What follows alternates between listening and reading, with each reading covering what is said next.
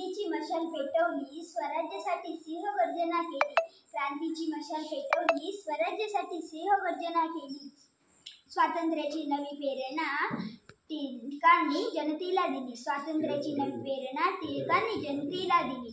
स्वराज्य हा माझा जन्मसिद्ध हक्क आहे आणि तो मी मिळवणारच, अशी सिंहगर्जना करून इंग्रजांना हादरवून सोडणारे लोकमान्य टिळक यांच्याविषयी बोलणार आहे. लोकमान्य टिळक यांचा जन्म 23 जुलै 1856 रोजी रत्नागिरी जिल्ह्यातील चिखली या गावी झाला. त्यांचे पूर्ण नाव बाळ गंगाधर टिळक व आईचे नाव पार्वतीबाई असे होते व वडिलांचे नाव गंगाधर पंत. ते लहानपणी खूप हुशार व अन्यायाविरुद्ध पेटून उठणारे होते. ते एके दिवशी वर्गात एक शेंगांची टरफले पडली होती.